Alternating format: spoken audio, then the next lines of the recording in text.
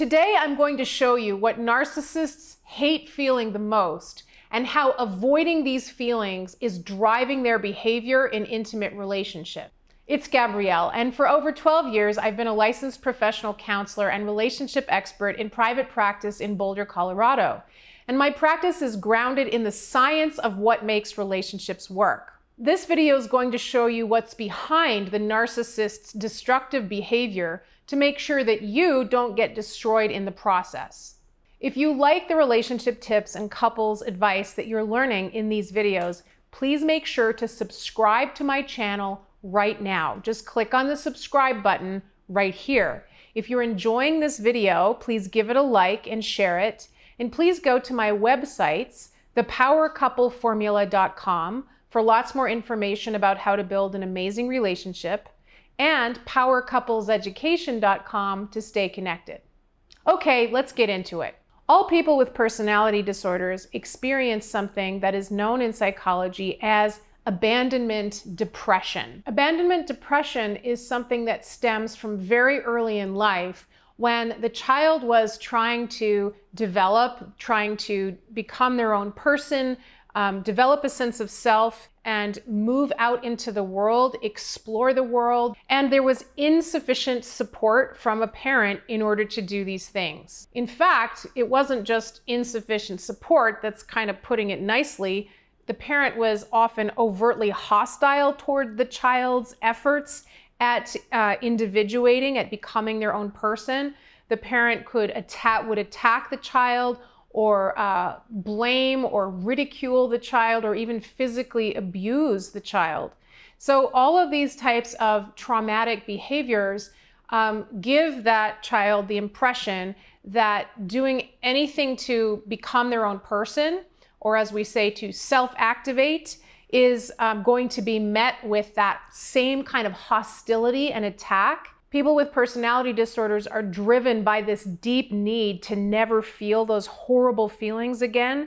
And so they become very defensive against anything that might produce those feelings as an adult. I'm going to give you the 5 feelings that narcissists hate feeling and that they will do anything to avoid feeling in their life. This is going to explain what's driving so much of their behavior as they're frantically avoiding these feelings. Feeling number 1 is shame. Shame and guilt are not the same thing. Shame is very much an interpersonal experience. It's like you're not going to litter because you don't want your neighbor to see you littering, because you would feel ashamed if your neighbor saw you do that. Guilt is different. Guilt is what you would feel about littering, regardless of whether your neighbor sees you or not. You just won't litter because you would feel guilty about that. So that's purely something that happens between you and you. Whereas shame very much has to do with other people around you seeing you do something that would put you in an inferior position in their eyes and then would make you feel personally degraded. So shame culture, which is the culture of the narcissist, is a culture in which you can get away with things as long as you're not caught. And narcissists want to avoid the experience of being caught for what they're doing, because that feeling of shame is so annihilating, so absolutely destroying of their sense of self, that they will do anything just to make sure that people don't see them acting in destructive ways. So they become very good at hiding, at lying, at manipulating, at covering things up in order not to produce this underlying feeling of shame. You can see this avoidance of shame in our modern politicians who do everything to, present themselves in the best possible light, when really under the surface they're up to all kinds of nefarious ends. They're not driven by an internal sense of guilt. They're much more concerned about putting an image out there to protect themselves from feeling the shame of looking bad to other people. The second feeling that narcissists hate feeling is the feeling of humiliation, which we've been covering already in our discussion of shame, because when a narcissist feels that experience of shame because they've been caught, that is going to produce an intense feeling of humiliation. The humiliation is something that, like all of these feelings, goes back very early in development when they were becoming a little person. They were, exploring the world and trying on new behaviors, learning to walk, to crawl, to pee and poop. And all of those natural expressions were met with humiliation. It might be that the parents humiliated their child who was just learning to walk and, stumbling and couldn't always walk more than a step or two, and the parent would just point their finger at them and laugh at them. Because this occurs at a time in child development when the child is so young and so vulnerable and their sense of self is just developing, this experience of humiliation is devastating. And it's something that the child will never, ever want to feel ever again. No human being wants to feel that way. So fast forward to adulthood, and a person without narcissistic personality disorder might walk out of a restroom with a little piece of toilet paper on their heel, and their friends might see that, and all of them might have a good chuckle, and the person is not particularly fazed by it. Whereas somebody with narcissistic personality disorder having that same experience of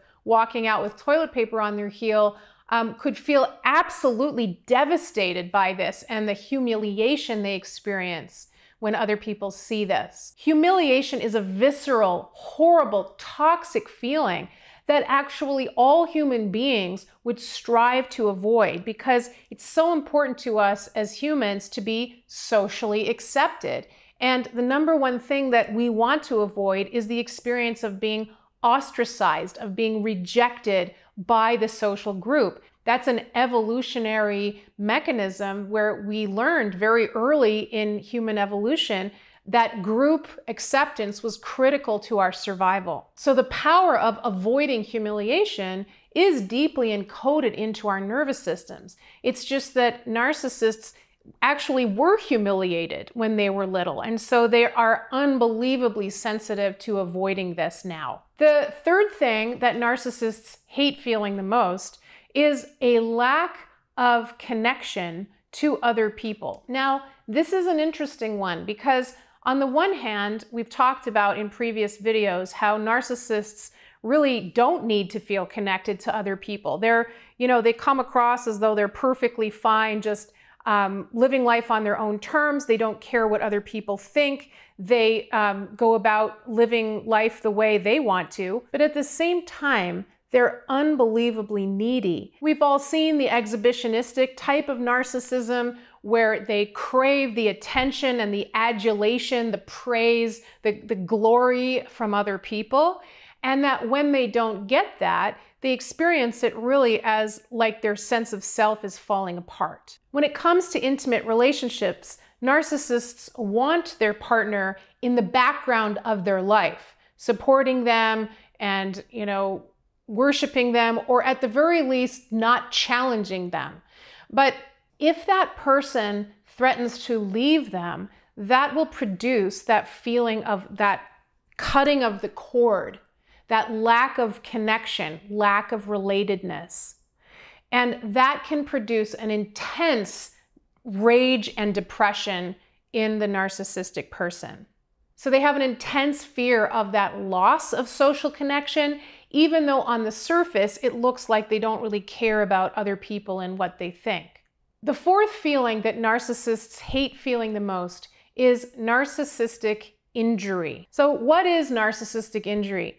Well, remember that the narcissist has a false sense of self. So it's a sense of self that developed very early based on this early experience of having to defend themselves against the attack, the humiliation, the abuse and neglect. And they did that by creating a false sense of self that is based on a fantasy of grandiosity, of how great they are, how they can do no wrong, how nothing can hurt them, how they don't need other people.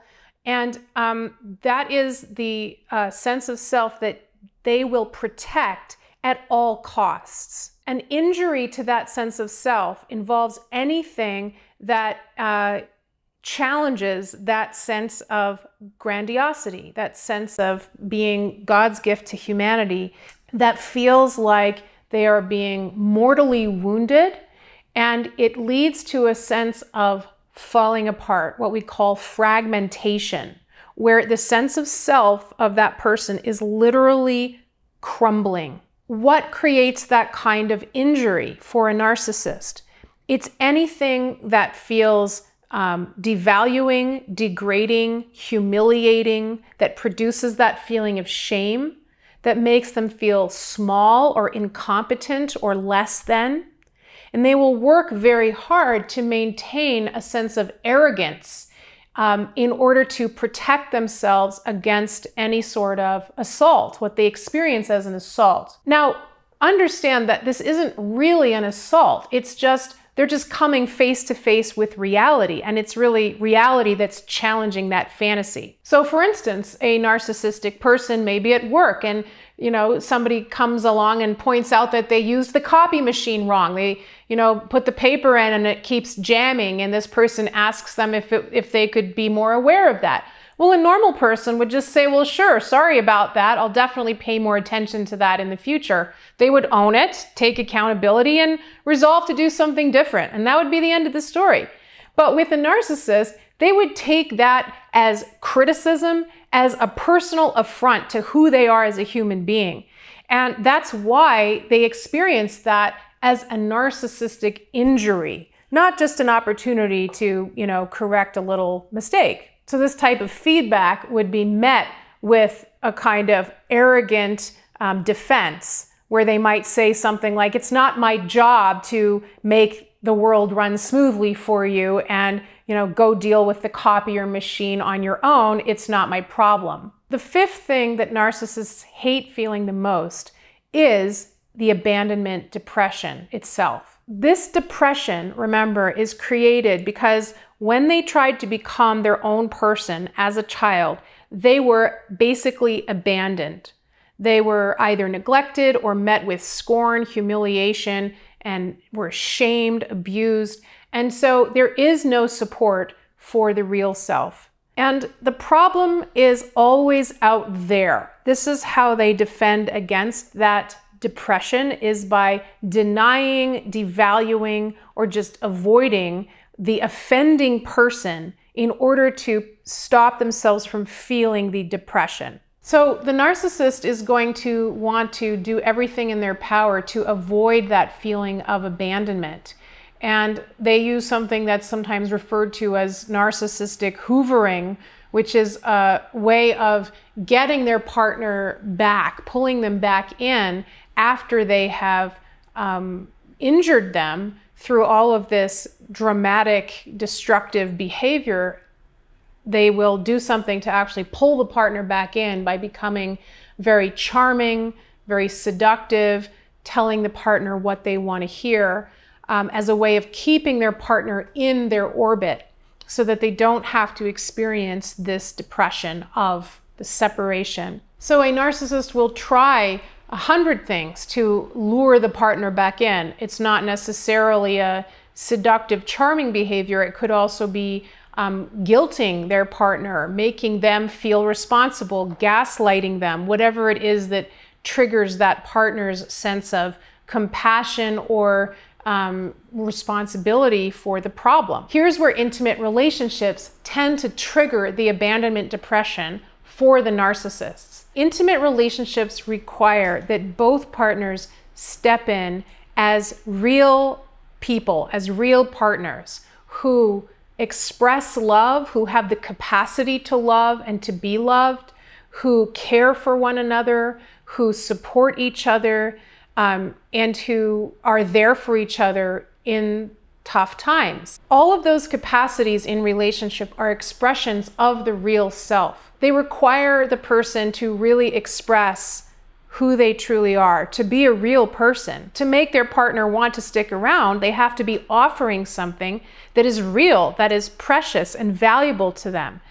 And the problem is that those needs for real expression go against the narcissist's goals for perfection, for money, power, beauty, and so on. If you're really going to engage in real life and, build your careers and your relationship and have children and buy a house, sitting around and just telling each other how perfect you are isn't going to cut it when you have to get dinner on the table. An example of how narcissism can really interfere with family life is, when you have a family sitting at the table and the children are demanding lots of attention and misbehaving, and as children want to do, and the narcissistic parent simply cannot tolerate it. They need all of the attention on them. They need their wife listening to them exclusively. They need their children to be silent so that they can express themselves. And when the children express their needs, or they do all the kinds of crazy things that kids do at the dinner table, the narcissistic parent just flies into a rage. So the narcissists need to be praised and celebrated, and have all of the attention undermines the very fabric of their intimate relationship and of the family as a whole. As you can see, the narcissist is always hard at work avoiding this flood of negative feelings. The narcissist is always fighting off this invisible enemy, this enemy that you can't see.